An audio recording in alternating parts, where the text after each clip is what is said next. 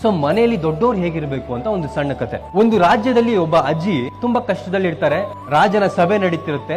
ಆ ಸಭೆಯಲ್ಲಿ ಹೋಗಿ ರಾಜನ ಹತ್ರ ಹೇಳ್ತಾಳಂತೆ, ರಾಜ, ನನಗೆ ತುಂಬಾ ಕಷ್ಟ ಇದೆ, ನನ್ನ ಮನೆಯಲ್ಲಿ ಒಂದು ಹಲ್ಲಿ ಇಲ್ಲ, ಒಂದು ಇರುವೆ ಇಲ್ಲ, ಹುಳ ಉಪ್ಪೆ ಏನೂ ಇಲ್ಲ, ದಯವಿಟ್ಟು ಸಹಾಯ ಮಾಡಿ ರಾಜ ಅಂತ ಕೇಳ್ಕೊಂತಾರೆ. ತಕ್ಷಣ ಅಕ್ಕಪಕ್ಕ ಕೂತಿದವರೆಲ್ಲ ನಗ್ತಾರೆ. ಬಟ್ ರಾಜ ಇವೆಲ್ಲವನ್ನು ಕೂಡ ಕೇಳಿಸ್ಕೊಂಡು ಬೇಜಾರ್ ಮಾಡ್ಕೊಬಿಡ, ತಾಯಿ ನಾನಿದ್ದೀನಿ, ನಾನು ಸಹಾಯ ಮಾಡ್ತೀನಿ, ನೀನು ಹೋಗು ಅಂತ ಕಳಿಸ್ತಾರೆ.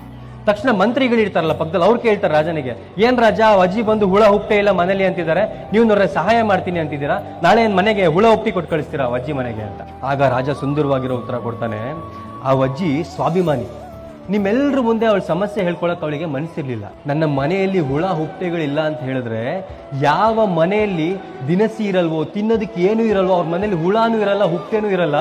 ಸೊ ಆ ಅಜ್ಜಿಯ ಮನೆಗೆ ಒಂದಷ್ಟು ಅಕ್ಕಿ ಮೂಟೆಗಳನ್ನ, ದಿನಸಿ ಸಾಮಗ್ರಿಗಳನ್ನ ಕೊಟ್ಟು ಕಳಿಸಿ ಅಂತ ಹೇಳ್ತಾರೆ. ಒಂದು ಮನೆಯಲ್ಲಿ ದೊಡ್ಡವ್ರು ಹೇಗಿರ್ಬೇಕು ಅಂದ್ರೆ, ಈ ಸಣ್ಣ ಸಣ್ಣ ಸೂಕ್ಷ್ಮತೆಗಳನ್ನು ಕೂಡ ಅರ್ಥ ಮಾಡಿಕೊಂಡು ಆ ಸಮಸ್ಯೆಯನ್ನು ಬಗೆಹರಿಸುವಂತ ಚಾಣಾಕ್ಷತೆ ಇರಬೇಕು, ಆ ಸೂಕ್ಷ್ಮ ಮನೋಭಾವನೆ ಇರಬೇಕು. ಮೊದಲೆಲ್ಲ ದೊಡ್ಡವರು ಮನೆಯಲ್ಲಿ ಒಂದು ದೊಡ್ಡವರು ಇದ್ದಾರೆ ಅಂದ್ರೆ ಒಂದು ಗಾಂಭೀರ್ಯ ಇರೋದು, ಆ ಮನೆಯಲ್ಲಿ ಎಲ್ರಿಗೂ ಕೂಡ ಒಂದು ಭಯ ಇರೋದು, ಗೌರವ ಇರೋದು.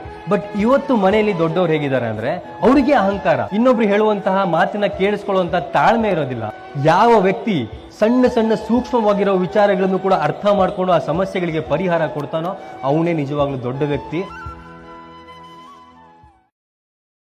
Download ShareChat.